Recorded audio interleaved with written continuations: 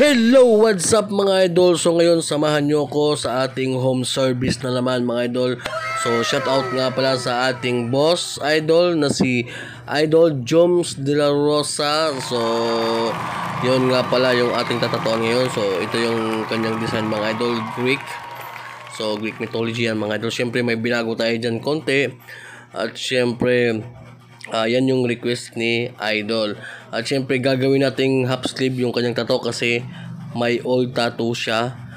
So shout out din sa old artist ni Idol, no. So yun, syempre may pa-stock tayo dyan. So salamat sa stock, boss Idol Joms. So yun mga idols, bago natin umpisahan, shout out muna natin ang ating mga idol na nagpapa-shout out. Si Idol Jerwin de la Rosario at Berwin G. Olis at saka ni Idol Jose Elvis Enisito. So maraming salamat mga idol at sana huwag kayong magsawang suportahan ang aking channel mga idol. So yun, shout out sa inyo mga idol.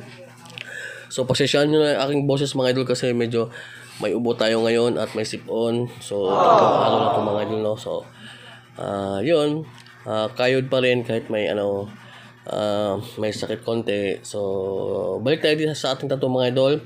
Siyempre yung ating needles na ginamit dito is ganun pa rin yung ating sponsor, yung Big Waps cartridges. So apat na klase yung ginamit natin dito mga idol, no?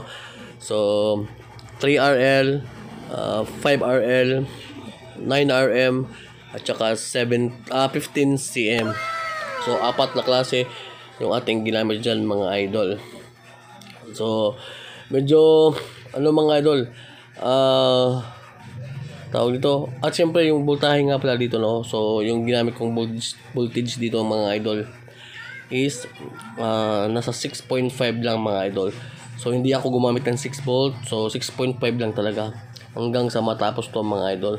So dyan na part, nag-highlights na tayo dyan. So medyo advanced gray wash yung ginamit natin dito mga idol. Kasi nga yung old tattoo niya mga idol, katong Zeus, ay advanced gray wash. So kaya ginawa natin yung So nag-freehan tayo dyan mga idol, no? Yung bundok, freehan natin yan. At saka yung clouds, freehan din. You know, shout out ni Idol Joms. At syempre maraming salamat din sa pa-take out na niya na pagkain. So napakasarap mga idol. At syempre babay na rin tayo sa kanya mga aso, ang Golden Retriever. Napakalaki mga idol. Talagang natakot ako dyan. Kaya nga hindi ako nakapag-video ng maayos kasi nga medyo kinakabahan tayo kapag may aso. Pero mababait yan mga idol, ha. Yung Golden Retriever, you know.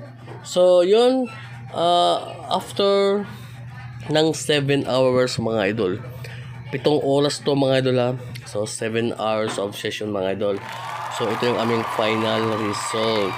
So sana magustuhan nyo mga idol, no. So napakalupit. Medyo madetalye rin mga idol. You know, napaka-astig talaga. Napakaganda mga idol. So medyo mataas-taas din yung talaga namin, yung session dito.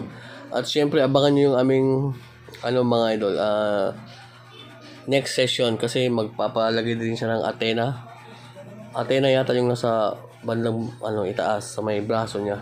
So yun yung gagawin naming next session project namin. So yun, hanggang dito lang and yun lang.